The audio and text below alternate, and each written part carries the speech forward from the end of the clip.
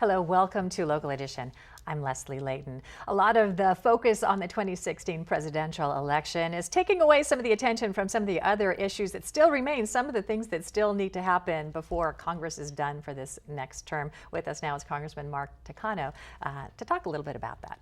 Welcome. Well, thank you. Thank you. Very heated right now. It seems all the political shows are talking about is, the rhetoric and a little bit of hatred back and forth, but there still is a lot more work to be done. A couple of the things to combat Zika, to maybe address the Puerto Rico issue and its financial problems as well. Well, so Congress has a number of things that need to get done, and unfortunately the majority is not doing its job. You mentioned Zika. Yes, we need to fund the NIH to be able to deal with Zika. It is a real imminent danger to the public health of this country, and we need to be mobilizing everything we can, and we have the knowledge and the great scientists and the medical professionals that can be strategizing to do that. We should not be playing political games with Zika funding, and there are times when we have to just do the emergency funding, but yet the majority refuses to do so. They're also refusing to pass a budget. Refusing is not the word. They seem to be incapable of passing the budget, and the role of the majority is to get that done.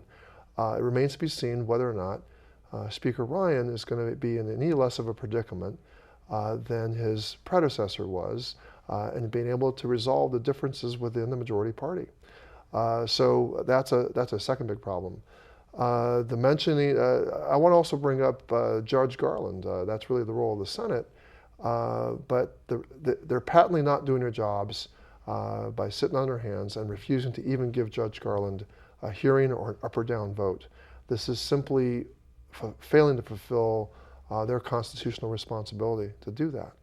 And then Puerto Rico faces crushing levels of debt. There's a whole history as to the corporate tax breaks that the wealthy and corporations have gotten in Puerto Rico, the failure to give Puerto Rico the adequate tools to dig themselves out is simply irresponsible. But I also want to just mention that I'm very, very disturbed by some. So there's this irresponsibility in the Congress, the majority party refusing to govern, but also the lack of pushback against some of the intolerant rhetoric that is being espoused by some of their leading members. And in particular, the kinds of things that are being said about Latinos, Mexican immigrants, and Muslim Americans.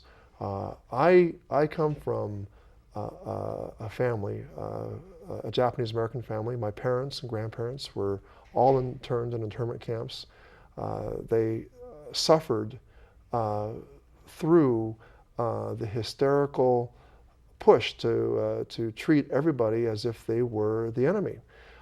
Some of the very same kind of rhetoric, motivated from some of the same kind of fearful kinds of places that leading politicians want to put America, a lot of Americans in, beginning to rear their ugly heads again. And but we are seeing a lack of support for some of those ideas, and at the very least it is bringing a discussion, as you're here today to express your viewpoints on this too, and discussion in the those country, voices need to be louder, those voices need to be much, much more pointed, and I hope we can get through this election cycle with respect for each and every American intact.